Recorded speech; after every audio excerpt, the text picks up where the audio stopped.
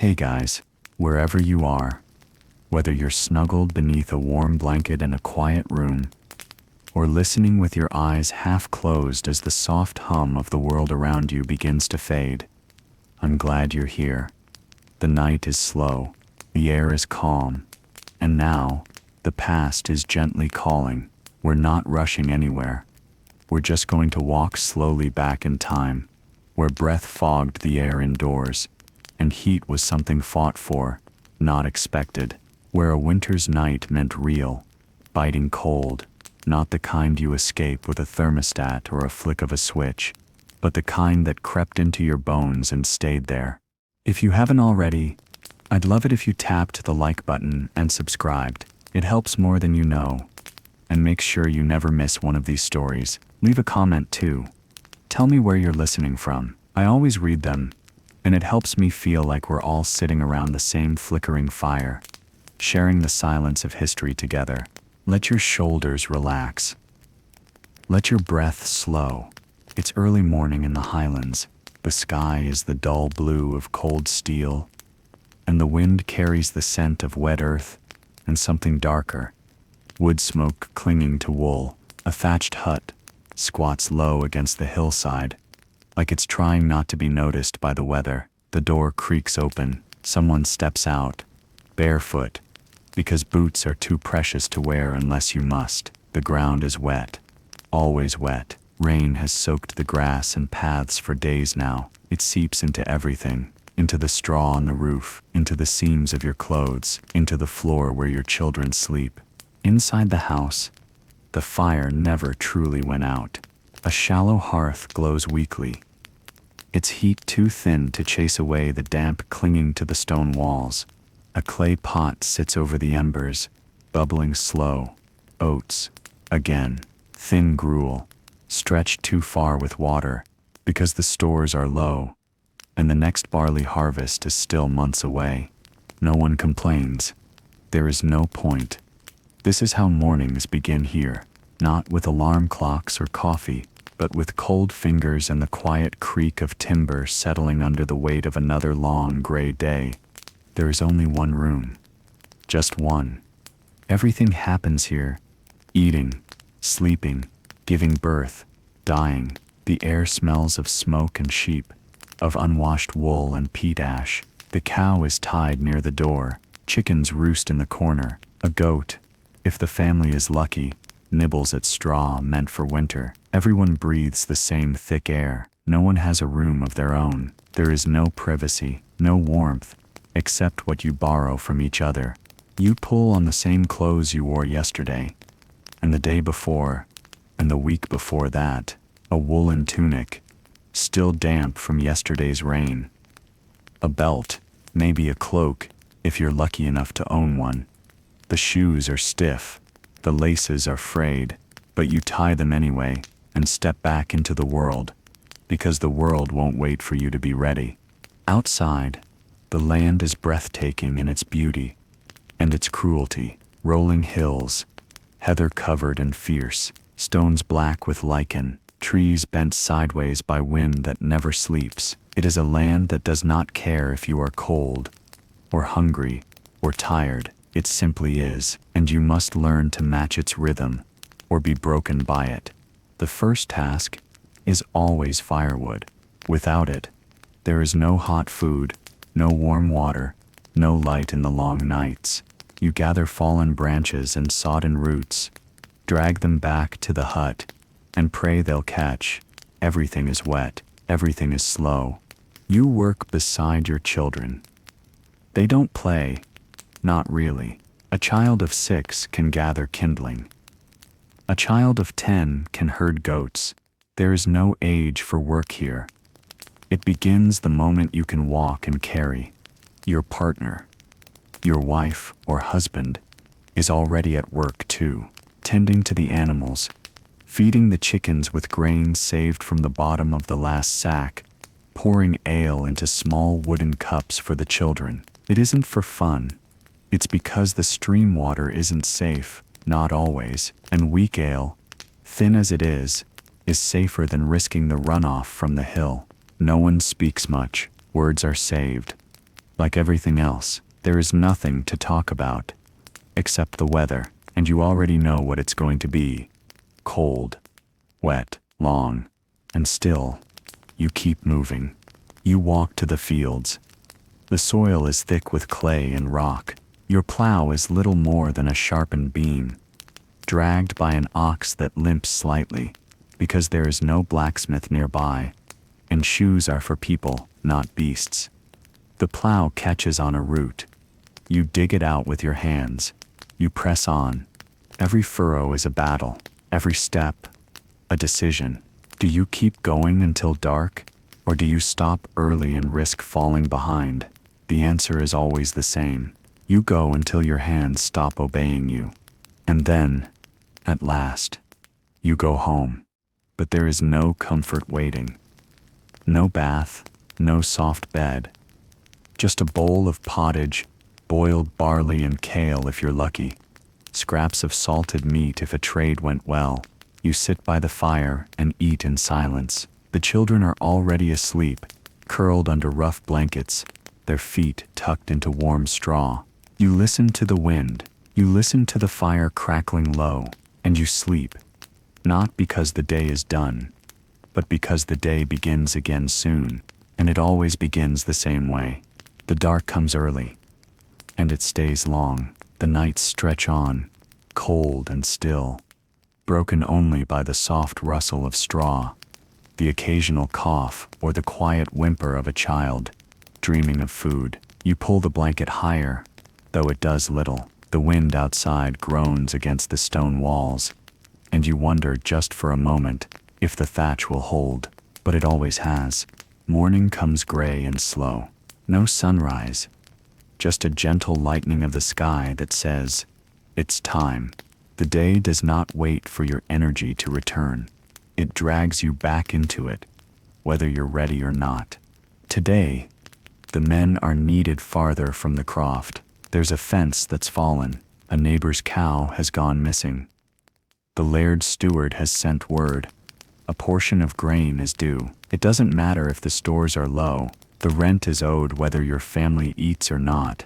You carry the sack of barley on your back, down the muddy trail toward the collection barn.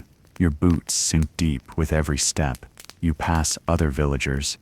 Some nod, some don't. There is no energy for small talk, only shared looks, shared weariness.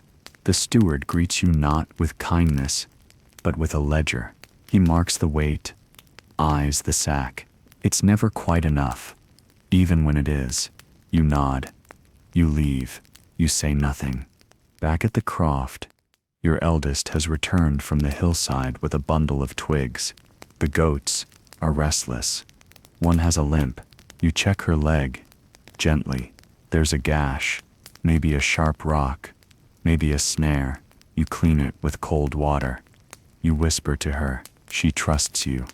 Trust is rare here. Not because people are unkind, but because life doesn't leave room for many promises. You trust your animals more than your laird, more than the weather, because they rely on you, and you on them. A goat's milk can mean the difference between life and hunger for your youngest child. Inside, the midwife is visiting next door. Someone's gone into labor early. You hear the low murmurs, the pacing steps. No screaming, not here, just clenched jaws, whispered prayers. Birth is not new, nor is loss. You saw your first dead body before you turned 10. Maybe younger, an older sibling, a neighbor. It wasn't a tragedy. It was just the way things were. People were born, people died, sometimes in the same week, sometimes in the same bed. You'd think the grief would wear down, go numb, but it doesn't. It settles in your bones like the cold, like the smoke. It stays with you quietly. At midday, you share a crust of oat bread with your wife. You chew slowly, not from etiquette, but from necessity. It's hard and dry. The butter's long gone. You each sip the last of the ale. There's more to brew, but it takes time, and you need the grain for food. Every choice is a trade. Every gain, a cost. Later, you gather your tools and join the others at the far field. The ground is uneven, full of rocks, but it's the only land you've got. You work side by side, not talking much. The rhythm of the work becomes its own language. Thud, drag, lift, turn. The sounds of labor echo across the valley. A distant dog barks, a raven cackles from the treetops. You pause for a moment and stretch your back. The clouds are rolling in again. The air smells like iron. Rain is coming. Again, always. Still, you press on. You remember stories your grandfather told, of winters worse than this one, of frost so deep the loch froze solid, and wolves came down from the hills to circle the village at night. He said they lost 3 sheep and a child that winter. No one talks about it now, but you remember. You can't imagine what life was like before it got hard. Or, if it was ever easy. You hear tales of kings and battles, but they feel like stories for someone else. The nobles fight. The nobles die in armor, with songs sung in their name. You die with your hands in the dirt, with your name whispered once or twice, and then not again. But still, you keep going. As dusk falls, you light a tallow candle in the hut. The light flickers, thin and yellow. Your youngest curls in your lap, half asleep.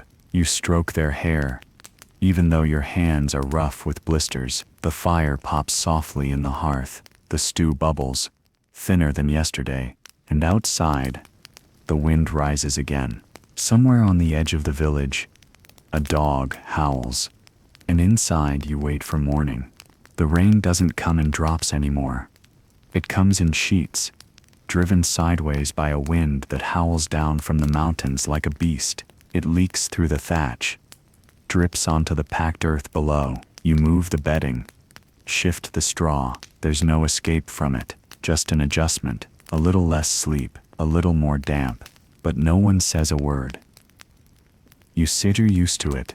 By now, your body wakes before the light does. The ache in your shoulders, the stiffness in your knees, they remind you of the work waiting before the sun even rises. You sit up slowly. The fire has gone to ash. You blow on the embers, tuck in a bit of dried moss, coax the smallest flame to life. Smoke swirls into the room, thick and sour. Your eyes water, but you don't flinch. You crouch beside the fire, warming your hands. The bread from yesterday is tough, but it goes down easier with water, just a little, poured from the clay jug near the door. You chew slowly. Your jaw aches, but the rhythm is familiar. Chew, swallow, breathe. Your children begin to stir. They don't cry. They're too tired for that. The youngest coughs. You rub their back with one hand while tying your belt with the other. There's barley to sow, and a fence post to reset, and you've been asked to help dig a drainage ditch near the edge of the croft. Too much rain, and the whole field could flood. Outside, the wind bites hard at your face. Your cloak whips against your legs. Your boots sink in the mud. Another day begins, not with hope, but with necessity. At the edge of the field, 3 men are already waiting. One is older. His back bends into a permanent question mark. Another is young, barely grown, but his hands are already split and red from cold. You nod to each other, not with greeting, but with recognition. The digging starts slow. The earth is waterlogged and heavy. Every shovelful clings like clay. Your arms begin to ache before the sun breaks through the clouds. But you don't stop. None of you do. Because if the field floods, no one eats. Farther down the road, a rider passes, cloaked, armed, mud splattered up his legs. He doesn't stop. He barely looks at you. You know his kind, one of the laird's men, perhaps checking land, perhaps delivering a summons. You keep your head down. Nothing good ever rides that fast. Later, back at the croft, your wife mends a tear in the goat's harness. Her fingers work swiftly. a bone needle gliding through leather. She doesn't look up as she speaks, just asks if the steward will come again soon. You shrug. Probably. He always comes when it's least convenient. You think of the last time he visited. Demanding chickens, demanding labor, demanding the impossible. Always with the same polite cruelty. It doesn't matter how wet the harvest is. The tithe is still due.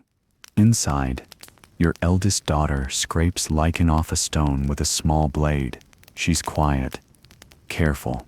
She's making dye for wool. You ask her where she learned it. She shrugs, says she watched the old woman who lives at the edge of the woods. You smile a little, not outwardly, not fully, but something soft flickers behind your ribs. She's learning. She's watching. She'll survive. That night, you sit by the hearth again. You don't speak much. There's a story in the silence of effort, of survival, of love, too exhausted to dress itself in words. Your son holds out his hands to the fire. His knuckles are scraped raw. He spent the day herding pigs up the slope, trying to keep them from tearing up the kitchen garden. They did anyway, but he tried, and that means something. In the stillness, someone begins to hum. It's barely a sound, just a thread of melody from a song older than anyone in the room. A song about the sea, or the saints, or the stones. No one remembers the words, just the tune. And you sit there, in the firelight, listening to it. Because even here, even in the mud, and smoke, and cold, something endures. Something beautiful and quiet. Something that keeps you human. The days begin to blur together. There is no calendar hanging on the wall. No date circled, no holiday marked, only the rhythm of the work, the shift in the sky, the feel of the wind. The seasons speak louder than any written page. You feel the subtle turn toward spring, not in warmth, but in the way the light lingers a few moments longer each evening. The mud grows softer, the birds return, cautiously. The lambs are born. It's lambing season now. You can hear their thin cries from the hillside, sharp and constant. A reminder that life demands as much as it offers. You walk out at dawn with a crook in one hand and a sack slung over your shoulder. The lambs are small, legs trembling, and the mothers circle nervously. You kneel in the wet grass and help one to its feet. Its wool is slick with birth, its breath fast and shallow. You rub it dry with a scrap of cloth and place it beside its mother. She nuzzles it. It stands. The cycle continues. But not every birth goes so smoothly. A ewe struggles near the edge of the slope, her cries frantic, hoarse. You recognize the signs. The birth isn't progressing. You roll up your sleeves, set down your crook, and get to work. Your hands are steady. You've done this before. You've lost some before too. This one lives. You sit back on your heels, soaked to the skin, but something in your chest loosens, just for a moment, a kind of quiet pride. You saved something today. By the time you return to the croft, your clothes are heavy with rain and wool.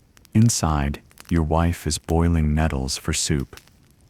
There's a chunk of turnip floating in the pot, and a few scraps of dried meat. You hand her a cloth bundle. 3 eggs found nestled in the hay, still warm from the hen. She smiles. Just a little. You sit down beside the hearth. The fire is low, and your daughter is bent over a patch of cloth, stitching a tear in her only tunic. Her hands move carefully.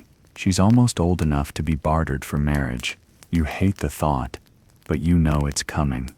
There's no romance in it, just alliances, land, debt, dowry. You remember how young her mother was when you met, not much older than she is now. The wedding was held in the kirk, with mud on the floor and borrowed candles flickering in the rafters. There was no feast, just bread and cheese and a few songs sung low and shy.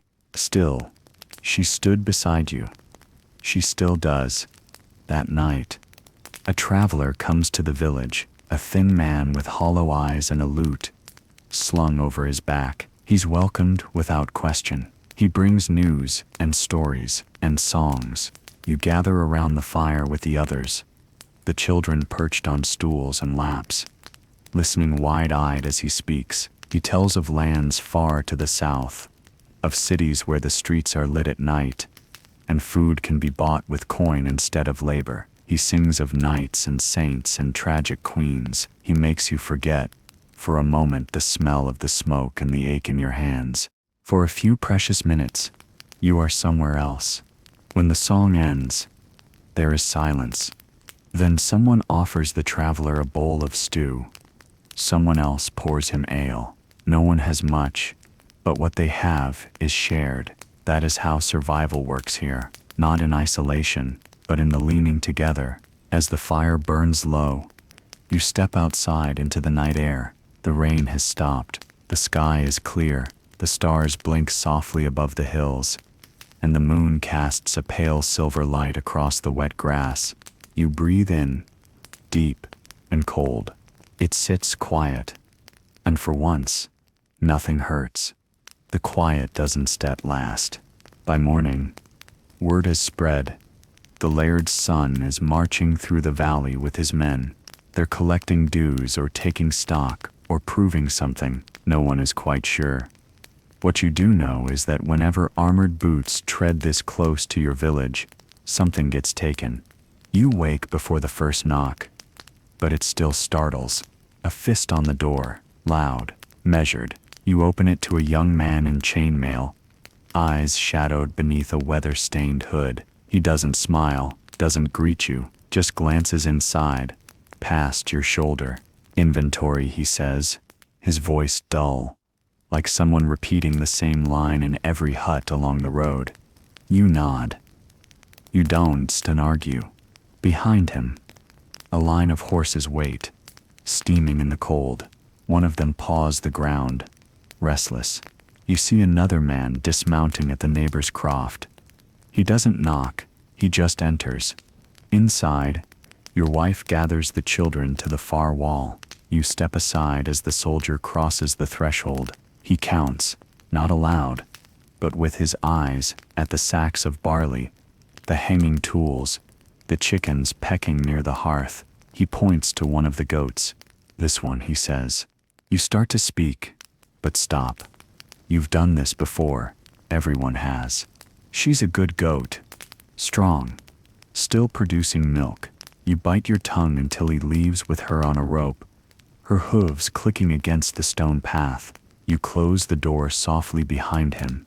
It could have been worse. They didn't take a child. They didn't take your tools. You sit down slowly and stare at the empty place where she used to sleep. You try not to imagine how cold it'll be without her body pressed against the wall tonight. Outside, the village is quiet. After soldiers pass through, people don't talk for a while. Words feel dangerous, too sharp for comfort. You work that day with something heavier in your chest. You turn the soil slower. You lift with less strength. But still, you work. Because the field doesn't care what was taken. The crops still need tending. The grain still needs to grow. By evening, the fire seems smaller. Your daughter doesn't hum. The children eat quietly, chewing their bread with tired jaws. Your wife stares into the pot, stirring nothing. You wish you could give her something better, but wishes don't feed anyone here. That night, after the little ones sleep, you step out into the dark again. The wind is still. The stars blink like tiny lanterns hung by ancient hands. You walk to the edge of the field and look toward the mountains. You think of your father. You remember his hands, scarred, sun-darkened, always working. He once told you that the land could break you if you didn't respect it, but if you listened to it, it might just carry you through. He's buried under that hill now. No stone, just a memory, just a name passed down and held close. You kneel in the dirt and press your palm to the ground. The earth is cold, but solid. You whisper his name. and you go back inside. Spring moves in like a guest who isn't quite sure if they're welcome. The days grow longer. Yes, but not warmer. Not yet. The snow retreats into the highest crags, leaving behind mud and brittle frost. The sheep are lean. The children's cheeks are pale. The fields are ready, or close enough, so the sowing begins. It always begins the same way. The plow cuts the earth in long furrows, slow and straight. You walk behind it, shoulders hunched, boots caked in muck. Every few steps, you stop to remove a stone, or to lift the blade where it catches on a hidden root. The ox groans with effort, and you mutter to keep him steady. Behind you, your son follows with a sack of seed tied across his chest. He walks with care. His hands move in rhythm: scoop, scatter, step. Scoop, scatter, step. It's one of the first real tasks he's trusted with. You see him glance at your furrows now and then, checking if he's still within the lines. You don't say anything, but you nod once when he meets your eyes. He stands a little taller after that, farther across the field. Other families do the same. Women and children move through the rows, stamping down the soil, brushing away birds. They wear cloaks pulled tight with twine, and hoods that slip with every gust of wind. It takes days to finish. When the last seed is sown, you stand at the edge of the field and look out at the furrows, stretching like ribs across the valley. There's no celebration, just silence, just the hope that the rains will come at the right time, that the sun won't scorch too soon, that pests will leave enough for the table. And now, you wait. In the village, talk begins to drift again. Quiet voices over firelight. A trader passed through a neighboring glen with news from the coast. English ships have been seen again. Something stirs in the court, though no one knows exactly what. The lairds are shifting. Alliances fray like old rope, but that sips far from here. You keep your head down. You tend the goats, now one fewer. You check the thatch, patch the door. You listen when the kirk bell tolls, and you pray, in your way, not loudly, not always with words. Sometimes you just hold the earth in your hands and hope it will hold you back. One night, a storm rolls in over the mountains. You hear it before you see it. A low growl in the distance, like some beast turning over in its sleep. The wind rises, howling through the trees, rattling shutters, tearing at roofs. Rain slams down in sheets. The fire sputters. The smoke curls thick around your head. You hold your youngest in your lap, the others huddled nearby. Your wife reaches out and pulls a blanket higher over the lot of you. You are one shape in the dark, breathing as one. You feel the weight of the wind in the bones of the house. You smell the wet timber, the peat smoke, the fear, but the roof holds. The door stays shut. When the storm passes, the world is changed. Trees are split. A chicken is gone. The stream has risen. But the field, your field, still lies quiet beneath the sky. The seeds are still there. And that for now is enough. In the days that follow, everything smells of wet earth and ash. The paths are slick with runoff. The moss on the stones darker, richer. You walk carefully through the village, your boots leaving deep prints in the mud, your cloak drawn tight, though the rain has finally eased. A neighbor lost part of his roof in the storm. Another found a pig drowned in the creek. But no one cries out, no one begs. They just begin again, mending, patching, gathering. That is what you do here. You endure, and you rebuild. You help lift the beams back into place. The wood is heavy, waterlogged, and splinters as you work. Your hands bleed. You don't stop. The man beside you says nothing, but at the end, he presses a hunk of cheese into your palm. It's more than payment, it's thanks. Later that night, you eat it slowly by the fire, carving off thin slices with your knife.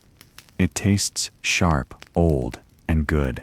You give the last bit to your daughter, and she doesn't ask why. She knows.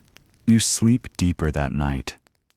Your body aches in a way that feels honest, and when morning comes, you wake not to cold, but to bird song. It surprises you. You lie still, listening. A finch, maybe, or a thrush. The notes are bright, and they rise above the sound of the children stirring, the crackle of the fire. The song doesn't fix anything, but for a moment, it makes things feel lighter. The days are lengthening. The sun now lingers over the hills before it sinks. The breeze is less cruel. You've started letting the goats graze higher up the slopes again. The grass is new. Sharp green blades pushing through black mud. They nibble with urgency. And your son follows them with a stick and a whistle. He whistles badly, but the goats don't seem to mind. On the way back to the croft, you gather firewood, turning each branch over carefully. Wood from fallen trees, stripped of rot. You carry it on your back, bundled in rope, and feel the warm sting of your muscles pulling, stretching. That night, you light the fire with dry wood. Real dry wood. It catches quickly, burns clean, fills the room with the soft crackle of promise. Your wife laughs, just once, when the youngest nearly falls asleep, sitting upright, head nodding like a sapling in wind. You guide them gently to their blanket and tuck it around their shoulders. You press your hand to their back and feel the steady rise and fall. Safe, warm. Outside, the moon is bright. The hills glow silver. You step out and stand in the stillness. From this height, you can just see the glimmer of the loch in the distance, the water smooth like glass. A single owl calls from the woods beyond. The air smells of pine and soot. And in the hush between heartbeats, you realize the quiet isn't empty. It's full of everything you've survived, full of everything still to come. The quiet doesn't last forever. A messenger rides through the village one morning, his cloak torn, his horse slick with sweat. He doesn't stop to chat, only shouts a few names, hands off a letter or two, then gallops toward the next hill. Dust trails behind him, swallowed quickly by the breeze. The letter is for the tacksman, a distant cousin of the laird. He oversees the crofts, collects dues, makes decisions none of the villagers have power to question. He reads it alone, then sends for 2 men. There's talk of gathering levies, of conscripting hands, of war again, maybe somewhere to the south. You've heard it before. The word changes nothing in your day. Not really. The barley still needs weeding. The sheep still need herding. But now, a shadow walks beside you. You see it in the furrow of your wife's brow, in the way your son grips his tools harder, like they might be taken from him too. You hope they won't ask for him. Not yet. He's strong, yes, but still young. You'd go in his place. You'd march, if it meant he could stay. But no one asks your opinion. That's not how it works. You keep your head low. The sky that week turns moody again. Not quite storming, but never clear. The sun plays tricks, slipping behind clouds just as you stop to wipe your brow. Rain threatens and retreats. The work becomes heavier when the ground won't decide what it wants to be, solid or swamp. You plant more than you think you'll need, because some of it won't make it. It never does. One afternoon you pass the kirk on your way to the stream. The doors are open, and a group of women kneel inside, praying. Their voices echo against the stone, soft and steady, like a stream over rocks. You pause for a moment outside, listening, not out of piety, but out of hunger for something still, something orderly. You dip your bucket into the stream, watching the ripples spread outward. For a moment, you see your reflection, lined, tired, older than you remember being. You walk home slowly. That night, your daughter offers to take the youngest to bed. She carries them across the room, gentle, careful not to wake them. Your wife leans against the hearth, one hand rubbing the back of her neck. The firelight catches in her hair, in the threads of her worn dress. You say nothing. You've already said all there is to say. You just stand beside her for a while, watching the flames twist and settle. Outside, someone plays a tune on a bone whistle. The sound floats down through the fog, thin and sweet. It's an old song, older than you, older than your father. You don't remember all the words, but you hum a few bars as you sit down and untie your boots. The floor beneath you is packed dirt, smoothed by 100 nights, just like this one, and the whistle plays on. By morning, the mist has returned, thick and low, curling along the ground like breath. It softens everything, the trees, the hills, even the edges of the day. You wake to it pressing against the shutter cracks, filtering the morning light into a dim, silvery haze. It's the kind of fog that feels like a dream, still trying to hold on. The animals move more slowly when the mist is like this. The goats bleat once, softly, and then go quiet again. The chickens rustle but don't stray far from their coop. Even the dog doesn't bark. He simply watches, nose twitching, tail still. You carry your tools over your shoulder and head to the ridge. The air smells of moss and smoke, and the distant sweetness of heather just beginning to bloom. You take the long path today, up and around the hill, instead of through the valley. Your boots squish against damp grass, and you pause now and then, not because you need to rest, but because the silence feels sacred. At the top, you stop. From here, the valley spreads out beneath you. Stone crofts like scattered pebbles, smoke trailing upward in slow spirals, the loch a dull mirror in the distance. You see it all with new eyes, not because anything has changed, but because you have. This land, harsh as it is, has become something more than a place to survive. It's a part of you, and you are a part of it. You kneel and press your hand into the soil.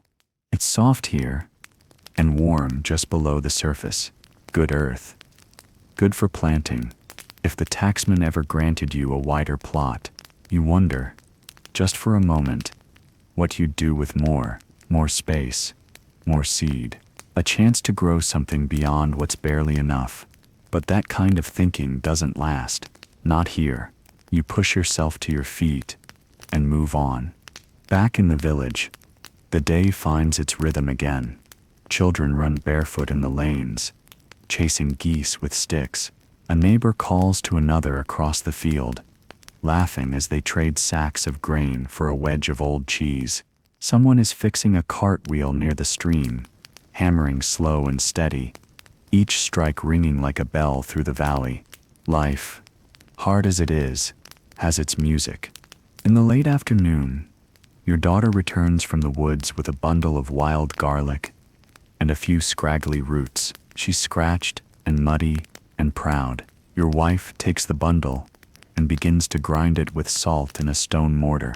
The scent fills the hut, sharp, green, alive. Dinner will still be thin, but it will taste like something. The youngest is sitting by the hearth, shaping mud into a crude animal figure, humming a tune no one taught them. You recognize it anyway, something your mother used to hum while spinning wool, a lullaby without words, old as the hills. As evening settles in, the mist lifts, the sky opens slowly, revealing soft streaks of orange and gray. You eat in near silence, passing the wooden bowl from hand to hand, each person taking a turn. No one complains. No one rushes. Afterward, you step outside. The village is quiet again. Smoke rises in steady threads. The fields are resting. The wind carries the sound of lowing cattle and the last bleat of a goat settling for the night. You walk a little farther than usual, past the fence, past the old willow that leans over the ditch, up toward the standing stone that watches over the fields. No one knows who placed it there. It's older than memory, older than words, but you've always felt it watches, somehow, not with judgment, but with patience. You sit beside it, pull your cloak tighter, and rest your back against the cool stone. For a long time, you watch the stars appear, one by one, and when the moon finally rises, you don't move, you just breathe, and let the silence settle around you like another kind of warmth. The moon is high by the time you rise. Your joints are stiff, and the wind has picked up, but you don't mind. The silence out here is different, thicker, deeper. It wraps around you like a second cloak. You make your way back to the croft in slow, measured steps, each one sinking into the soft soil. The door creaks as you push it open, and inside the fire has burned low. Shadows stretch long across the walls. Everyone is asleep, curled under wool and straw. Breaths rising and falling in gentle rhythm. You add a piece of wood to the embers, stir it once, then lie down beside them, feeling the warmth gather again. The next day comes, as all the others have. No grand sunrise, no sudden change, just a steady return of gray light and the whisper of wind at the door. Your hands go to their tasks before your mind fully wakes. Grind the grain, stoke the fire, feed the animals, check the fence. Always the same order, always the same quiet ritual. But today, there sets a knock, not like the soldiers, softer. You open the door to find the healer standing there. She's old, bent like a shepherd's crook, wrapped in layers of linen and wool, her hands stained with herbs and soot. She doesn't ask to come in. She simply steps forward, already scanning the room. The youngest has a fever. You hadn't noticed, or maybe you did, and didn't want to see it. The healer crouches beside them, feels their forehead, lifts an eyelid with a thumb. She grunts quietly and begins unpacking her pouch. You don't know half the plants she uses. Roots with names like shadowvine and bitterleaf, bark soaked in old whiskey, dried moss ground to powder. She gives instructions, few and clear. Boil this with water, burn that by the fire. Keep the child cool but covered. Don't let the smoke leave the room. You follow every word. The fever breaks 2 days later. Your child wakes slow, blinking at the ceiling, eyes clearer than they've been. You press a hand to their cheek and find it damp, but cool. You don't cry, you just nod, then sit back and let out the breath you hadn't realized you were holding. You give the healer bread, cheese, and the last of the dried berries from winter. She doesn't thank you. She only nods and leaves. Outside, spring is finally taking hold. The trees bud in soft greens. Birds build their nests in the eaves. The goats wander farther each day, and the sheep are full with wool. Your wife begins to spin it in the afternoons, hands deft, feet working the treadle of a clumsy old wheel. The sound it makes is soft, constant, a whisper of life returning. In the field, shoots of barley break through the earth. You kneel beside them, brush dirt from their sides, and marvel that they came at all. You know better than to celebrate early. One frost could still take them, or a hailstorm, or a swarm of pests. But for now, they are alive, and that is something. In the evenings, the fire burns higher. There is laughter now and then. Quiet, rough-edged, but real. A joke muttered during supper. A story told about someone long dead who once dropped a whole loaf in the mud and ate it anyway. You smile, not at the story, but at the sound of your daughter's laugh. Outside, the stars return, more now than in winter, scattered bright across the black. The constellations are familiar, though you don't know their names. Your grandfather did. He used to point at them with a gnarled finger and mutter their stories under his breath. You wish you had listened better, but even now, something of those stories lives in you. not in the details, but in the shape of things. The knowing that the stars have always been there, watching, waiting, just like the stone on the ridge, just like the land. And under those stars, you sleep. The days grow fuller. Not easier, never easier. But there is more light now. And that alone changes everything. The air no longer bites at your skin. It brushes it. The wind carries less warning and more scent of grass, of wet bark, of life returning to the world in cautious steps.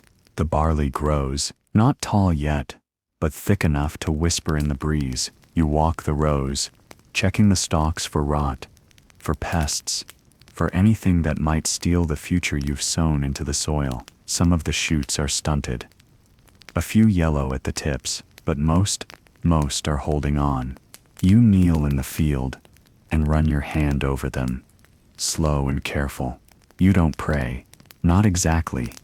You just ask, silently, gently, that it all be enough. In the village, talk returns. Louder now. Men linger after the work is done, leaning against fence posts and sharing stories they've all heard before. The women spin together in the shade. A child breaks into song. Two more join. The rhythm is off. The tune stumbles. It doesn't matter. It echoes anyway. The healer passes by with a bundle of dried herbs, nods once, and continues on. Later that afternoon, you help repair a roof 2 houses over. The man who lives there fell last winter, slipped on a frozen step, shattered his leg. He walks now with a stick, but the limp is deep and permanent. He can't climb anymore. You climb for him. You patch the gap with new thatch, weave it tight, tie it down with rock and rope. When you're done, he hands you a cup of something warm, thick, bitter, and strong. He doesn't say thank you, but he stands beside you for a long time, staring at the sky. That night, the sky is clear and high and endless. The moon is thin, but the stars blaze. Your youngest asks what they are, and you try to explain. Fires, maybe, spirits, eyes of the old gods, watching the world sleep. You don't know, really. You just tell them what was told to you. They listen with wide eyes, then ask if the stars know their name. You tell them yes. The next morning, the village wakes to the smell of meat. Someone has slaughtered a pig. The scent wafts over every field, every croft. It fills your nostrils, rich and heavy. It doesn't make your stomach rumble. It makes your bones ache. You remember the last time you ate meat that wasn't dried to dust or boiled thin into broth. There will be a feast, small as it may be, the kind that only comes once or twice a year. Your wife bakes flatbread. Your daughter brings in wild onions from near the stream. Your son helps dig a pit for the fire. There's a buzz in the air, low and slow, not excitement exactly, but something like it. The kind of feeling that comes when survival takes a breath and becomes something more. When night falls, the village gathers. The fire glows hot and red. The air smells of char and sweet smoke. Children chase each other between the huts. Old stories are told, and laughter chases them. Not everyone speaks, not everyone smiles. But no one is alone. You sit beside your wife. The heat from the flames reaches your face. You tear a piece of meat from the bone and pass it to her. She takes it with a tired nod, eyes watching the fire. Later, someone begins to sing, not loudly, just a hum, at first, then words. Others join in. The melody is old, the words are older. You don't remember learning them, you've just always known. The stars blink overhead, the smoke rises, and for one night, there is nothing missing. The coals still glow faintly the next morning. Ash settles in soft gray drifts around the fire pit, and the air holds the ghost of last night's feast. Charred meat, scorched bread, smoke still clinging to wool and hair. The village wakes slowly. not from weariness, but from fullness, a rare feeling. You stretch your back as you step outside, muscles sore from laughter as much as labor. The path is scattered with footprints, dropped scraps, a child's forgotten cloak. Everything feels quieter today, as if even the land is catching its breath. You return to the fields. There's always more to do, always a weed to pull, a fence to mend, a tool to sharpen. The barley is coming along, taller now, green and stubborn. You pass a hand gently over the tops of the stalks, and they bend without breaking. That's a good sign. Your son joins you. He's stronger now, his steps are firmer, his hands less clumsy. You hand him the sickle to test its edge, and he handles it like he's done it all his life. He probably has. In this place, childhood ends quietly, not with a party, but with responsibility that doesn't announce itself. It just arrives and stays. Back at the croft, your wife is dyeing wool. The pot steams near the door, and the smell of crushed flowers, bark and smoke hangs in the air. She stirs the cloth with a wooden rod, her face calm, her eyes somewhere far off. The blue will fade, you know, but it will hold for a while, long enough for a new tunic, maybe a gift. You spend the afternoon reinforcing the goat pen. One of them is clever, always testing the gate. She got out yesterday, wandered into the stream, and wouldn't come back until your daughter waded in after her, shoes and all. You told her to be more careful, but you were smiling when you said it. When the sun begins to lower, you take a walk to the ridge. You haven't been there in days, not since the feast. The path winds through the tall grass now, soft and whispering in the breeze. You climb slowly, savoring the sound of your own breath, the weight of the sun on your shoulders. The standing stone waits at the top. Just as always, you sit beside it, pull your cloak around you, and look down at the village. Smoke curls gently from chimneys. Tiny figures move between huts and fields. It all looks small from here, fragile, but you know better. There is strength in that valley, not loud or showy, but deep, rooted. You remember stories told at your grandfather's knee, tales of how the stone came to be, that it marked a burial, or a battle, or a place where the old gods touched the earth. You've never needed to know the truth. The stone is here. It stands. That's enough. You place a hand on it, the way your father did, the way his father did, and for a moment, the wind stills, the grass quiets, the sky holds its breath. When you return to the croft, the fire is already lit. The children are finishing their chores. Your wife is kneading dough. The rhythm of the evening has already begun. You step through the doorway, hang your cloak, and take your place by the fire. No one asks where you were. No one needs to. You sit your home. The dough rises slowly through the evening. It sits in a clay bowl near the hearth, warm and still, covered with a linen cloth stained by years of use. Your wife glances at it now and then, pressing it gently with her fingers to feel how far it's come.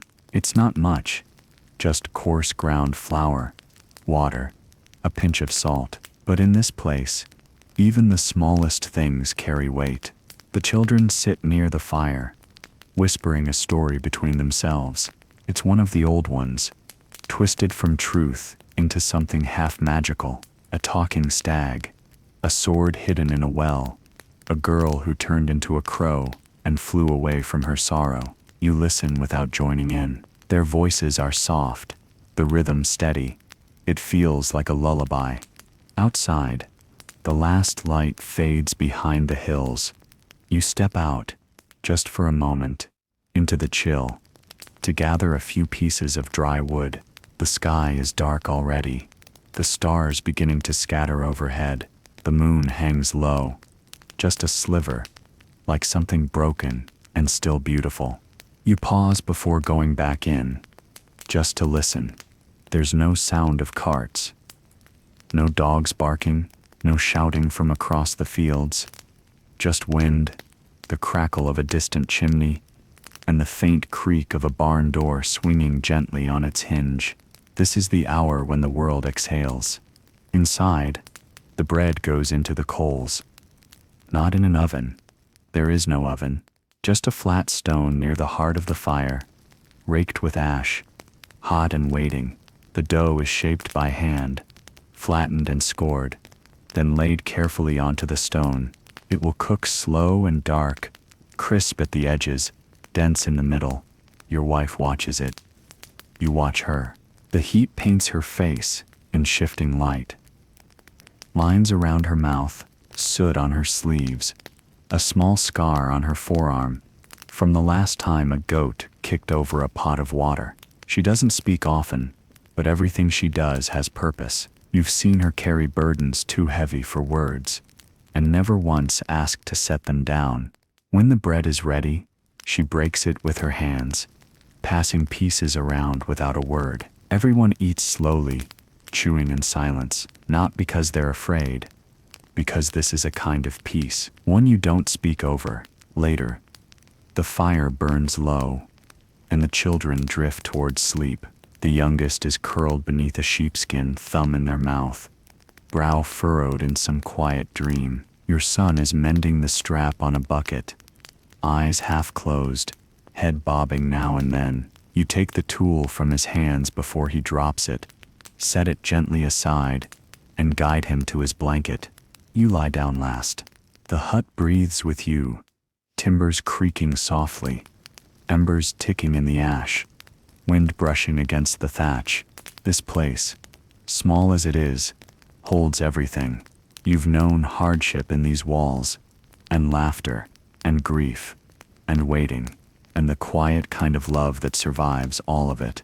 Outside, the stars turn slowly overhead, and inside, sleep takes you like the night, quiet, heavy, and without asking. The birds wake before you do. A gentle chittering outside the shutter, distant at first, then closer.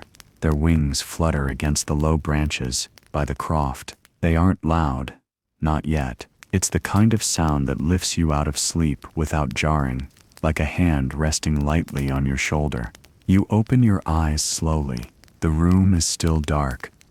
The hearth a cradle of soft orange glow. The children are bundled tight, breathing deep. You rise quietly, pulling on your boots with practiced care, so as not to wake anyone. The door groans when you open it. Outside, the air is cool, but not sharp. There's a softness in it, the kind that says the frost is gone, maybe for good. Dew clings to the grass, and the first threads of morning light begin to spill across the hills, catching on the tops of trees, glinting in puddles, washing the world in a pale gold.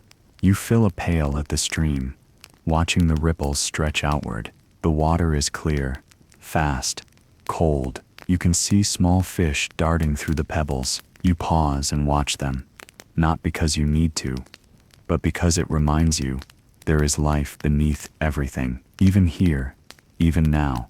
Back at the croft, your wife has stirred. She's stoking the fire with one hand, hair tied back loosely, the other hand cradling a cup of something warm, thin ale, maybe, or broth from last night. You sit beside her and say nothing. There's no need for words this early, just the soft creak of wood, the quiet hiss of flame, and the low sound of a child turning in sleep. Later, the village begins to move. Smoke rises from chimneys. Hooves knock against stone. Tools clink. Life resumes its rhythm, measured, familiar. You carry your scythe over your shoulder and head toward the southern edge of the barley field. The weeds have begun to climb high there, and you'll need to cut them back before they choke the young stalks. You work slow and steady, the blade slicing clean through the green growth, the air filled with the fresh scent of sap and soil. Your son joins you again, silent, watching, learning not just the motion of the scythe but the patience behind it. You hand him the tool after a while. His swings are awkward but improving.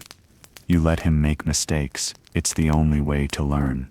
At midday, you take shelter under the old tree near the stream, the one with bark like wrinkled hands and roots that rise like bones from the ground. You sit on a flat stone, share bread and water, and rest your back against the trunk. Your son asks about your father. You haven't spoken of him in a while. You tell him a story, not one with battle or glory, but a simple memory, about how he used to sing while binding sheaves of wheat. His voice rough, tuneless, but steady. How he made a cradle from driftwood and hung it from the rafters with rope made of twisted nettle. How he never once raised his voice, but everyone listened when he spoke. Your son listens too. You think maybe he said'll remember. In the evening, your daughter returns from a nearby croft, carrying a bundle of green shoots. Wild garlic, she says. The other children helped her find it. She says it with pride. And your wife ruffles her hair without speaking. The hut fills with the scent as it cooks, bright and sharp and clean. Later, after the children sleep and the fire is low, you step outside one last time. The air is warmer now. The grass beneath your boots is thick, the dirt dry. Somewhere an owl calls, one long, slow note that hangs in the dark. You tip your head back and look at the stars. You still don't know their names, but they set were there.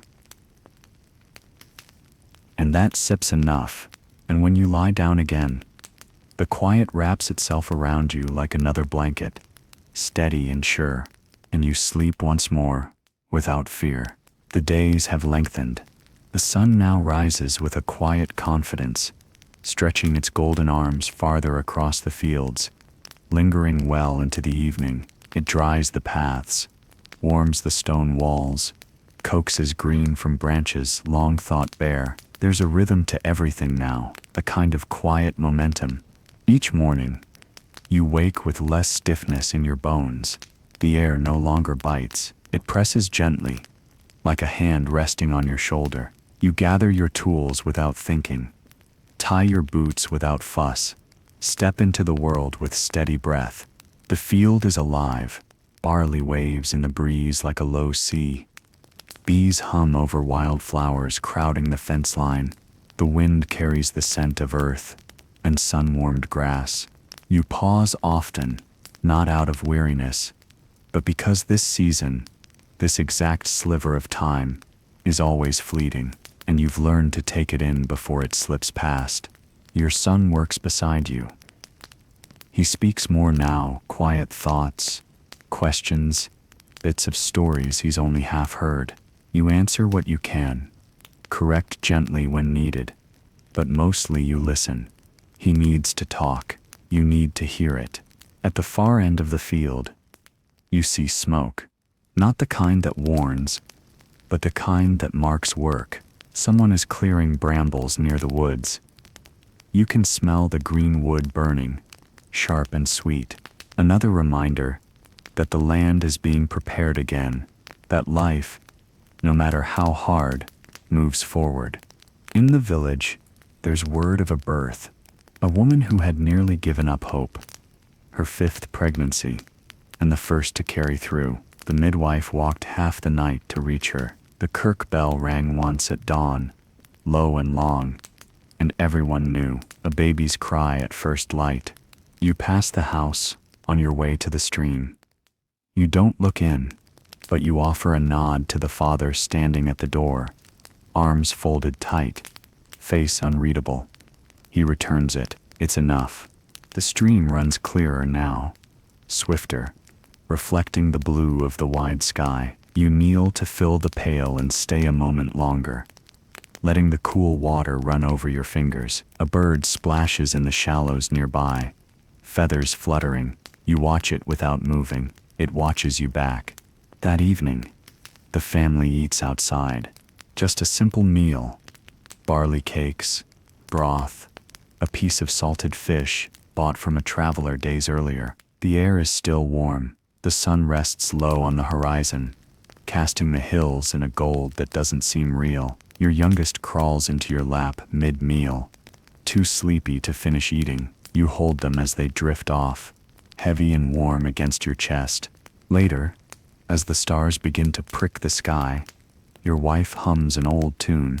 You don't know the words. Maybe there aren't any, maybe they've been lost. But the melody is soft, slow, full of something older than memory. The others listen without speaking. The fire burns lower. A breeze moves through the grass like a whispered promise.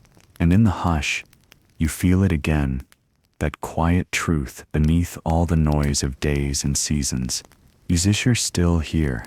The land is hard, the days are long, but you're still here. And tonight, that is everything. The first harvest is still weeks away, but already the village begins to change. It's in the way people move. Quicker now, with more certainty in their step, in the sound of tools being sharpened, not for repair, but for reaping, in the smell of things ripening under the sun, grains, wild berries, the faint sweetness of clover trampled underfoot. You wake before the others, as you often do, and slip outside while the world is still folded in silence. The sky glows with that soft gray that comes just before true light. You stand in the doorway for a moment, breathing in the scent of dew and dust and wood smoke from a neighbor's early fire. You walk the field slowly. The barley is high now, brushing your fingertips as you move through it. The stalks are thick, the heads heavy. You bend and inspect a few, just enough to know they're not quite ready, but close, so close. It's strange how much hope can fit into something so small. A seed, a sprout, a pale gold head of grain bowing slightly under its own weight. You step back, standing tall amid the rows, and for a second, all you hear is the wind moving through them, like a hush spreading across the land. Back at the croft, your wife is already mixing dough. This time she hums while she works. The sound isn't loud, and it stops now and then when she concentrates, but it keeps returning. That's how you know she's in a good mood. The children rise slower, drawn from sleep by the warmth of the hearth and the scent of bread before dawn. You hand your son his boots. He's outgrown them, and you both know it. He laces them tighter anyway, and doesn't complain. Today, you'll gather firewood farther from the village. The closer trees have been stripped bare over the years. The older ones stand deep in the glen, where the ground turns mossy, and the light thins beneath the canopy. It's cooler there, quieter. You load the handcart with ropes. Your son carries the hatchet, and the two of you walk in silence for a while. The forest always feels older than everything else. The trees don't move for you. They don't care who you are or what you need. They just stand, tall, ancient, their bark cracked like old leather, their limbs creaking in the wind like slow breath. You find a fallen trunk thick with lichen, soft and half hollow, good for burning. Together you strip it down, cutting it into manageable pieces, your muscles pulling with each swing, sweat beading at your brow. Your son wipes his hands on his tunic and doesn't stop until it's done. You nod. He smiles, just a little. Back in the village, the cart is heavier, and the sun is high. You pass by a gathering near the kirk. A woman from the far end of the valley has died in her sleep. Her children have dressed her in her best wool and laid herbs across her chest. The kirk bell rings twice. Slow, steady. You don't stop, but you offer a glance, a nod. That's the way of it. There's always something beginning and something ending. One day it will be you, and someone else will nod as they pass by. That night, your wife lays out the new bread on a cloth. It's still warm, and the crust crackles under your fingers as you break it. You eat by firelight, your children tired but content, your body aching in familiar places, and for once, the ache feels like a reward, not a warning. You lie down in the quiet and listen to the settling of wood, the slow rhythm of breath, the deep silence between stars. Harvest is coming, and you are ready. The mornings begin warmer now. No more frost at the edge of the roof. No more frozen breath hanging in the air, just sunlight filtering through the shutters, and the steady chorus of birdsong riding on the breeze. Even the ground has softened. Footsteps no longer leave behind deep prints, only a faint press in the dirt. You rise earlier than usual, not from restlessness, but from habit shaped by the season. The barley is nearly ready. 1 or 2 stalks have begun to bend, heavy with ripeness. It's close enough that you can feel it in your bones. Not yet, but almost. You step out into the pale light, the chill already lifting from the air. There's a smell now, faint and dry, like the fields themselves are exhaling, a scent of earth and sun and grain. Inside, your wife is already busy. She moves through the morning like it's part of her, kneading dough, checking the root store, adding dried herbs to the pot hanging over the fire. There's little need to speak. The rhythm of it all says enough. Your son is patching a net by the wall. One of the travelers last week offered to trade salted herring later in the month, but only if you had something to barter. The net's old, frayed in the corners, but still strong enough to hold a few river fish, maybe more if the stream is kind. You nod at his work and set off to check the fence along the northern edge of the field. The path winds past the old ash tree, past where your father used to leave snares in the underbrush. You remember helping him gather rabbits once, how he taught you to lift them gently, how to thank the land, how to use every part. That quiet reverence never left you. The fence holds. A few stones shifted in the rain, but nothing that can't be mended. You pause for a moment and run your hand along the top rail. It's warm, dry, splintered smooth from years of weather, just like your hands. When you return, the children are playing near the stream, chasing one another through the grass, leaping over shallow rivulets, shouting names for birds and clouds. Your daughter catches sight of you and waves, her laugh carrying through the air like music that doesn't know it's being played. You sit nearby for a while, sharpening the scythe with a whetstone. Slow, deliberate strokes, each one slicing through silence with purpose. The steel sings against the stone, and the edge gleams a little brighter. Tomorrow, maybe, or the day after. That's when you'll begin. In the evening, a neighbor stops by. He brings a sack of dried apples, thin slices, sun-darkened sweet. In return, you give him a spool of thread spun last month, still dyed faintly with the blue your wife coaxed from wild flowers. No words are exchanged about fairness. That's not how it works here. Only what's needed, and what can be spared. You share the apples after supper. The children chew them slowly, eyes wide as if it's a feast. Your wife smiles, the corners of her mouth lifting just slightly, as if remembering something from long ago. Later, when the fire is low and the children are asleep, you step outside once more. The fields sway under the stars, the barley whispers, and for a long time, you stand there, just watching, listening, waiting, not with impatience, not with worry, but with the quiet trust of someone who has lived long enough to know, when the land is ready, it will give. The harvest begins with a single cut, just one stalk, severed low, laid down gently on the earth. You crouch in the barley field, the air thick with sun and dust, and you place the scythe to the stalks with the care of someone lifting a child from sleep. The metal slices through the grain with a soft whispering sound, and the barley falls in golden waves. Your son watches closely. You hand him the scythe. He hesitates, not from fear, but from weight. The moment feels large. He grips the handle, sets his stance, and repeats your motion. The stalks fall again, uneven, a little clumsy but clean. You nod, once. This is how it starts. This is how it always starts. By midday, the sun is high, and the field hums with movement.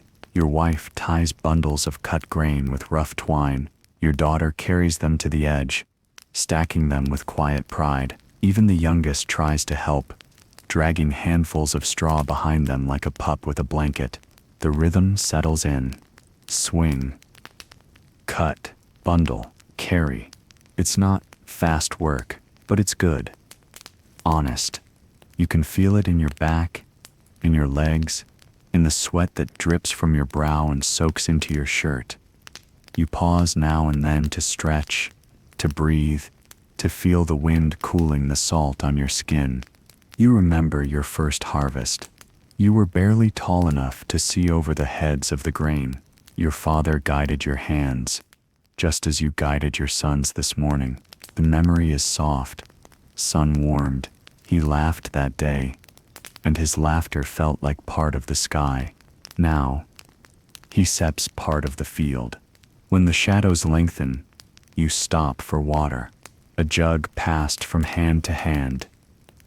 Each sip is a treasure, cool and sharp against dry mouths. Your wife tears bread into pieces, handing them out in silence. The children sit in the stubble of the cut rows, legs outstretched, dust streaking their arms, faces flushed with heat and effort.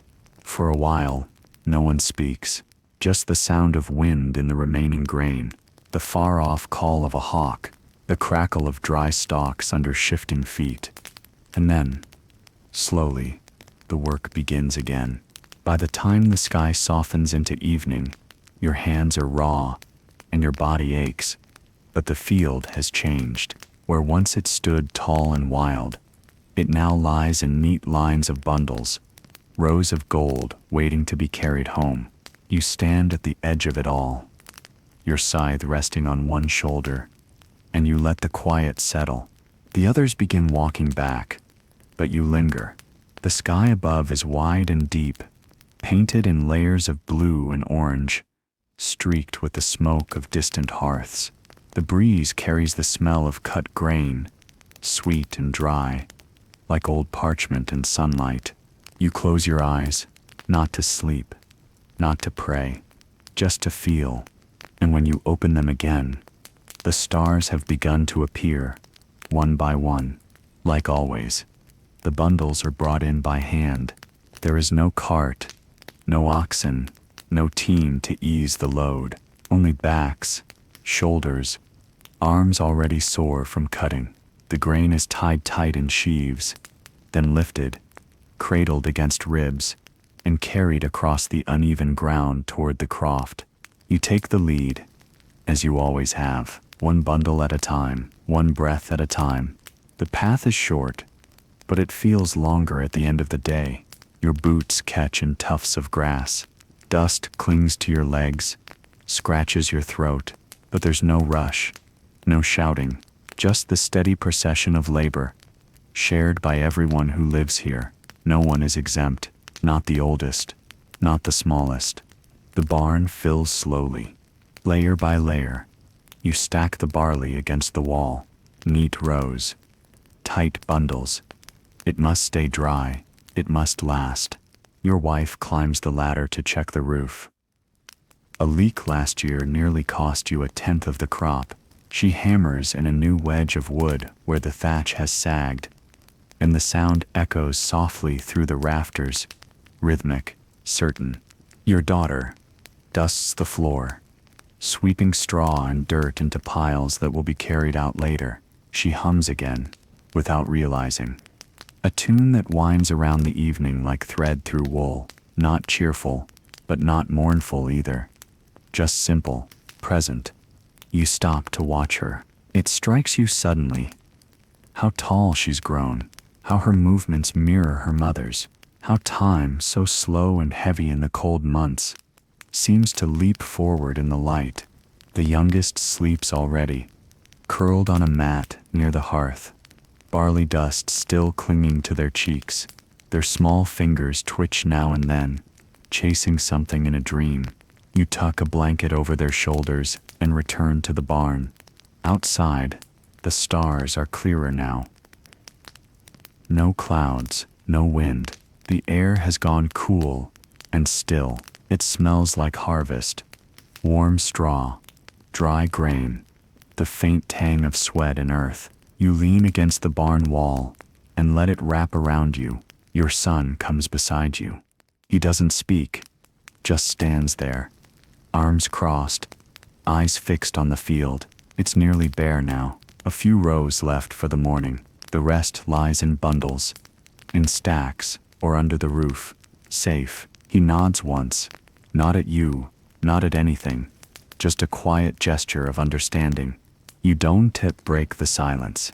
After a while, the two of you go back inside. The fire is low. Your wife is sitting near it, mending a sock with steady hands. She looks up, offers a small smile, then returns to her stitching. You lie down, bones aching in the best way. There is no feast tonight, no singing, no celebration, just tired limbs, the smell of grain, the comfort of completion, and sleep, when it comes, is deep and whole and without dreams. The last of the harvest comes in the next day. Before the sun is fully overhead, the final sheaves are cut with care. The same hands that began the work now finishing it. Slower perhaps, but steadier. You feel every step now in your knees, in your back. But there's satisfaction in the ache. Each bundle placed in the barn is proof, not of wealth, not of ease, but of enough. Enough to get through winter, enough to feed, to trade, to share. You don't need more than that. You walk the empty field once the work is done. It looks different now. Tidy, stripped, quiet. You trail your fingers along the stubble left behind, short and stiff. The earth beneath it, hard and uneven. The wind moves across the plain without resistance, stirring the loose stalks and lifting the smell of dry soil into the air. Your wife is already making a broth, something simple, from scraps saved through the season, barley, dried carrot, a sliver of smoked meat. The pot hangs from its chain over the hearth, bubbling slowly. It's not a feast, but it tastes like one. At nightfall, the village gathers. No speeches are made, no ceremony, just people, together. A few sit on low stools outside their crofts, others on the grass, legs stretched, shoulders touching. Someone produces a skin of ale. Another brings out an old fiddle, its strings worn, its voice thin but true. The music begins not with confidence, but with memory. A slow tune first, melancholy, soft, a song that speaks of the sea, or the hills, or some ancient grief long dulled by time. Then a lighter one with a rhythm that stirs a tapping foot here, a sway there. Soon someone claps in time, a child laughs. Your son picks up the beat with his hands, his palms flat against his thighs. Your daughter spins a slow circle in the grass, her hair catching the lantern light like threads of fire. You sit beside your wife, hands resting on your knees, eyes half-lidded, soaking in the sound, not of the music alone, but of life itself. The creak of wood, the snap of flame, the hush of breath drawn in and let out together. You've lived through many seasons like this. Some harder, some easier. Each one left something behind. Scars, stories, new hands, old faces fading. And yet through them all, there has always been this, the harvest, the gathering, the pause before winter. The music fades. One last note hangs in the air, thin as mist. And then, stillness. You walk home slowly. The stars are already out. The air smells faintly of smoke and heather. Behind you, the last laughter fades into the night. Ahead, the croft waits with its quiet warmth. You open the door and step inside. The children are already wrapped in blankets. The fire burns low. Your wife brushes straw from her sleeves and kneels to stir the ashes. You lie down on the floor, back flat, head resting on your folded arms, and for a long moment, you simply breathe, not thinking, not planning, just existing, in a rare and perfect quiet. The harvest is in, and the land for now is still. The stillness holds for days. The field no longer calls. There is no scythe to lift, no grain to bind, no aching pace to keep. The air feels lighter, though not idle. In this place, there is no such thing as idleness, but the urgency has passed. The weight of survival, if only for a brief time, has shifted from your shoulders to the earth. Now, it is the landscape's turn to rest. You spend your mornings repairing. The barn door sags. The rope at the well is fraying. The hinges on the chest that holds the family's best cloth grown with every opening. You oil them all. You work in silence, humming sometimes, just enough to mark time as it passes. Your son helps. He carries tools now without being asked, watches your hands closely as you wrap leather around the handles of the pitchfork, or replace a cracked latch on the gate. He doesn't talk much during the work, but afterward, while the iron cools or the glue sets, he asks questions about when you learned these things, about when he'll need to pass them on. You answer carefully. Your daughter gathers herbs with her mother. The hills are alive with late summer green, and the plants grow thick in the soft soil near the stream. You hear their voices sometimes, faint and rhythmic, like wind threading through reeds. They return in the afternoon with their aprons full, bunches of mint, chamomile, and tansy. The hut smells of crushed leaves and drying roots for hours afterward. Even the youngest finds tasks to claim, stacking wood, gathering eggs, helping to rinse linen in the creek. They hum while they work, always a little off-key. No one corrects them. Their song, even with its missteps, is welcome. At night, the air cools quickly. You light the fire earlier now, feeding it slowly, carefully. The light it gives is warmer than the fading sun, and steadier. Your wife cooks in cast iron, steam rising from the pot and swirling into the beams. The children press close when the wind slips in through the walls. You mend what you can, wrap what you must, let the night settle around you. Outside, the fields begin to brown. The vibrant green of summer fades slowly but surely. The edges of leaves curl. The tips of the grass lose their color.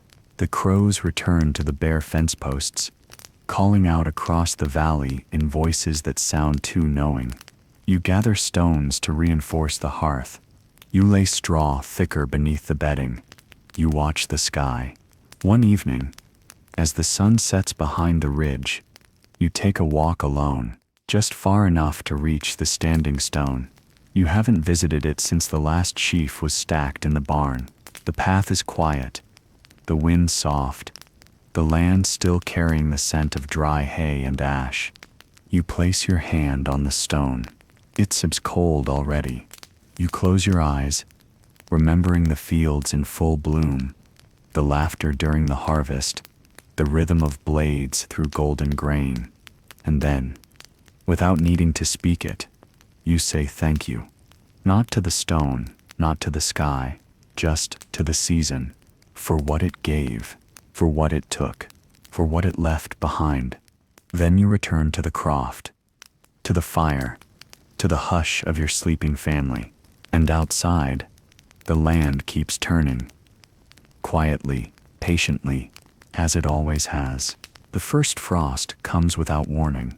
You wake before dawn and see your breath hanging in the air, not just inside the croft, but in your home, where fire still smolders in the hearth, and warmth clings to walls packed with straw and clay.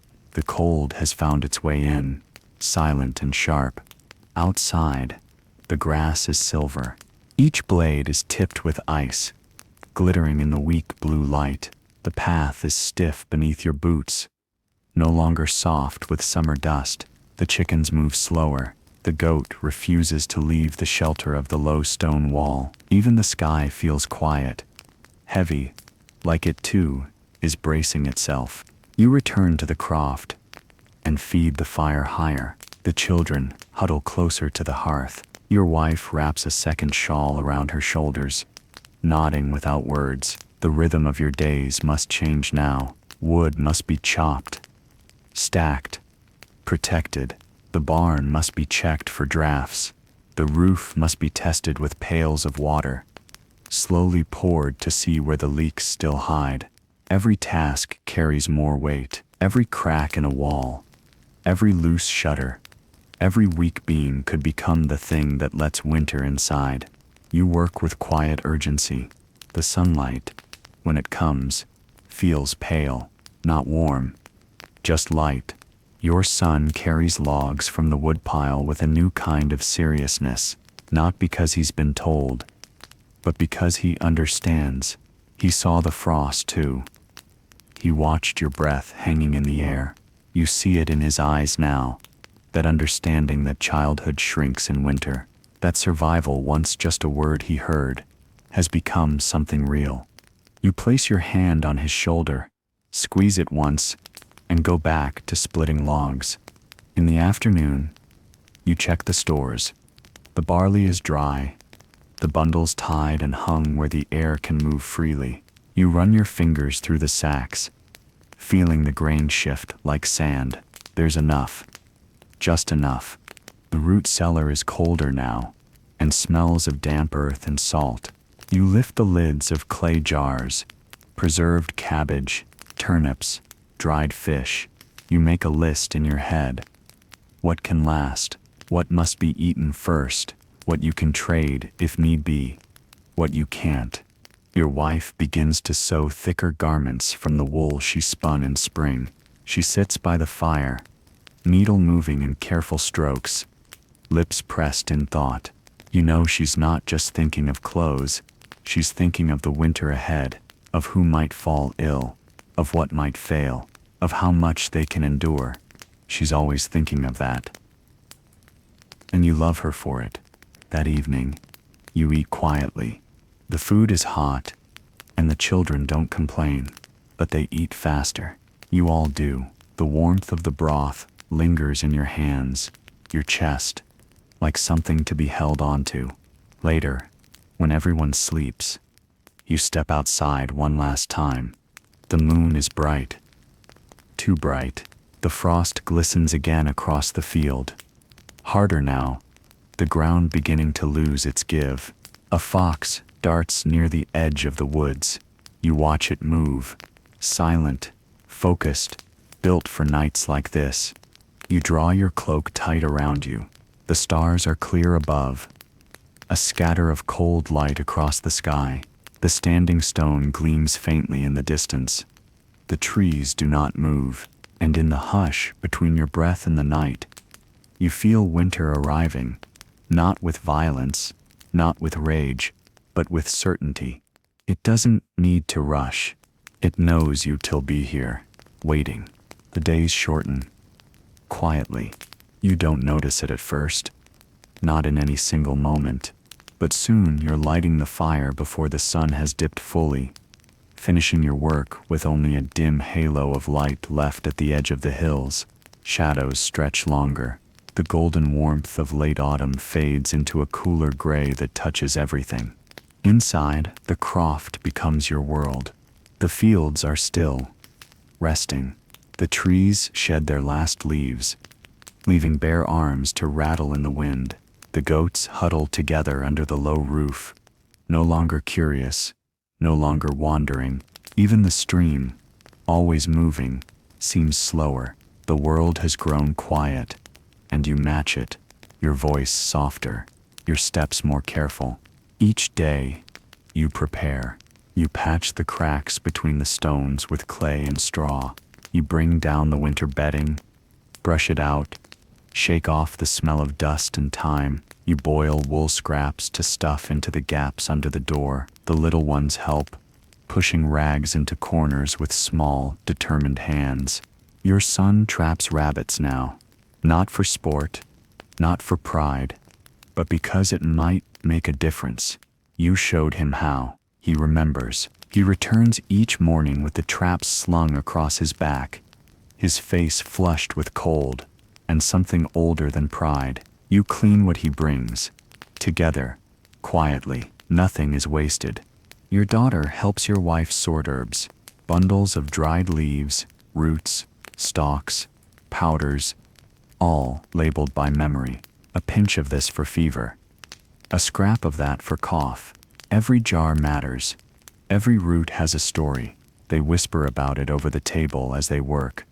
Voices low, steady. You fixed the lantern. The wick was too short. The glass clouded. You sit near the fire with it in your lap, eyes squinting at the tiny workings. The children watch, not because they're fascinated, but because they know it matters. A light that doesn't fail could mean the difference between comfort and cold. One evening, you make a game of it. You line up small stones near the hearth and pretend they're cattle. The children take turns moving them, making little voices for each one. A few laughs slip out. Real ones, full ones.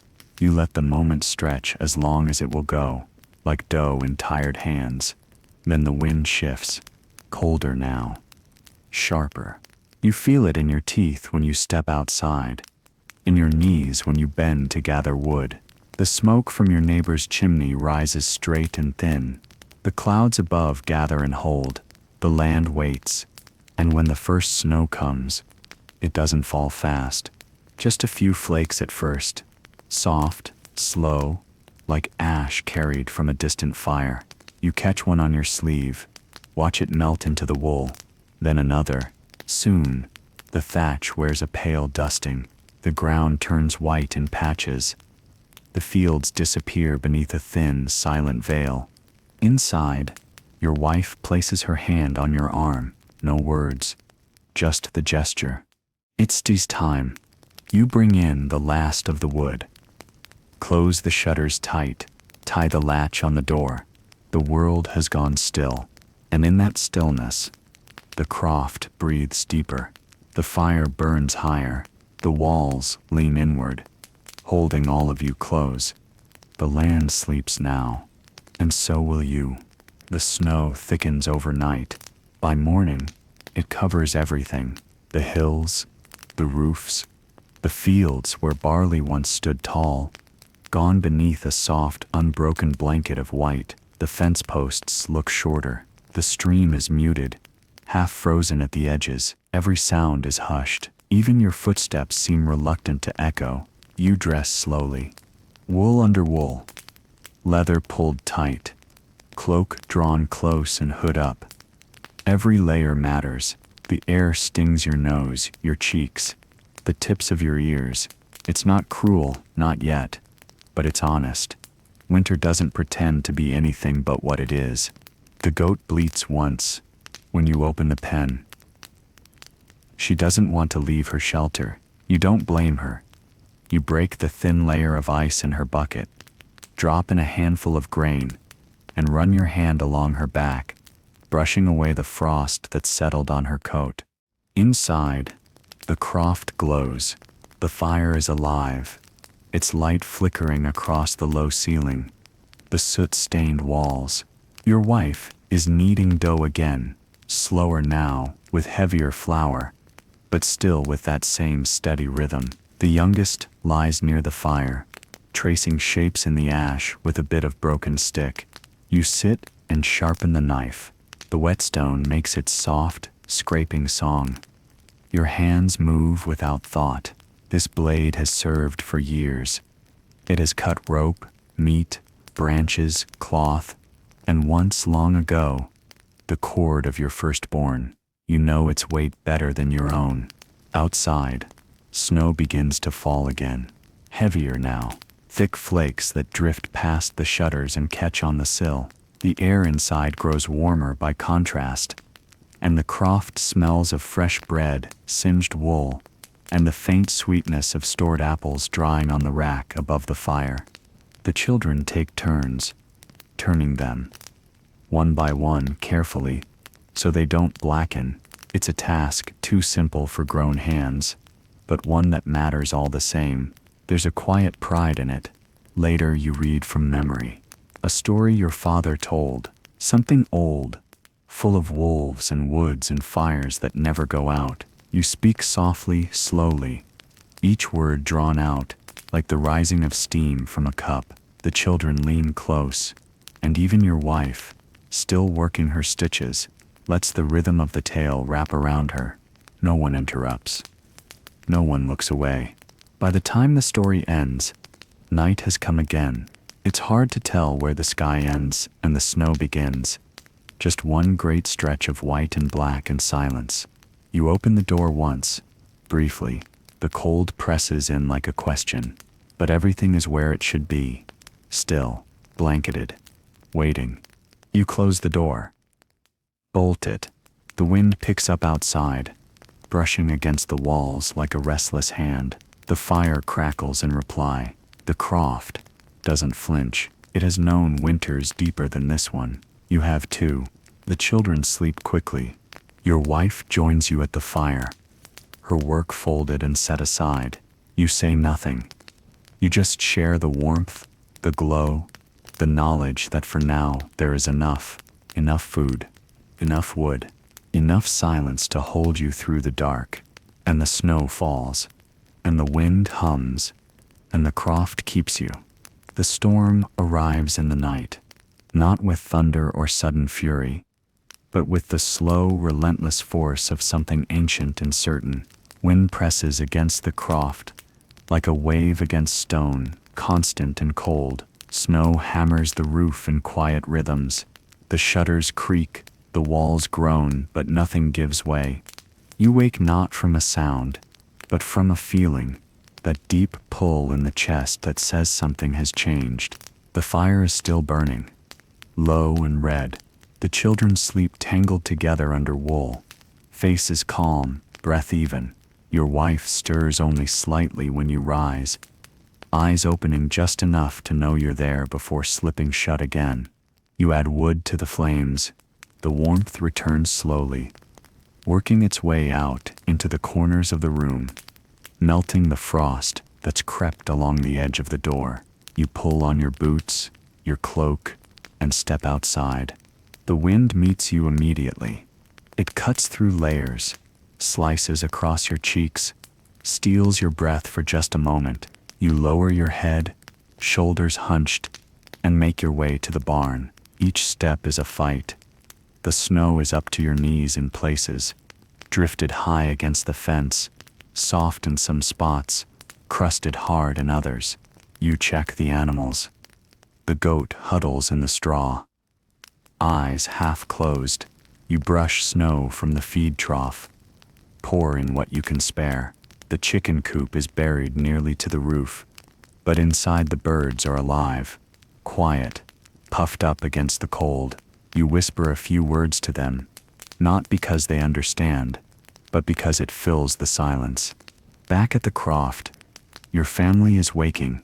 The children rub their eyes, blinking at the dim light, the quiet. Your wife hands each of them a piece of warm bread, and the steam curls in the air between their hands. You sit near the fire, boots steaming, fingers stiff but working again. No one asks what the storm is like. They don't need to. They hear it in the wind that never stops. They feel it in the cold that seeps through stone and wood. They see it in your face, the way your beard still glistens with half-melted frost. And yet, there is no panic. The food is stored. The firewood is stacked. The tools are close. Everything that could be prepared has been. What's left now is to endure. The day passes in long, slow pieces. You repair a hinge on the window, pausing often to warm your hands. Your wife turns dried herbs into paste and balm, readying remedies for fevers that may or may not come. The children play with scraps of wool and bone, building little shapes, animals, tools, strange houses they imagine from stories. Outside, the storm breathes steadily. It's not rage. It's weight. It settles in for days, pressing itself against the land, testing the strength of everything that dares to stand. But the croft holds, and you hold with it. That night, you sleep in layers. All of you close. The walls pop and groan in the wind, but you no longer flinch at the sound. It is the voice of the season, and it will pass. Like all things, it will pass. And when it does, you will be here, waiting, as always. The storm lingers for 2 more days. No one leaves the croft unless they must. The wind howls across the hills and rattles the shutters like a beast trying to claw its way in. But the croft holds, the fire holds, and inside, so do you. The children grow restless, then quiet. Your daughter sits near the fire, spinning tales to her younger brother, weaving animals and giants and whispering woods into something that makes him forget the cold. Your son sharpens his knife again, even though it doesn't need it. He needs the motion more than the edge. You take slow walks around the room, testing the door, checking the walls, counting the bundles of wood with your hand, not because anything's wrong, but because this is what you do. Stand between what you love and what could come. When the storm breaks, it does so gently. The wind weakens, the sky lightens, the air softens with the weight of snow no longer falling. You step outside alone. The world is white, not empty, but full of silence. The trees wear snow like cloaks. The fence is almost buried, and yet everything is still there, still standing. You walk to the edge of the field, the same one you cut, walked, tilled, watched. You know its shape, even under the snow. You know it by heart. At your side, your son appears. He doesn't speak. He just looks with you. Behind you, the croft glows faintly in the blue light of early morning. Smoke rises from the chimney in a soft column. Inside, the others wait, warming bread, whispering stories, mending socks, brushing hair. This is life now. Not easy, not soft, but full. You place a hand on your son's shoulder. He looks up, just once. You nod. He nods back, and that sips enough.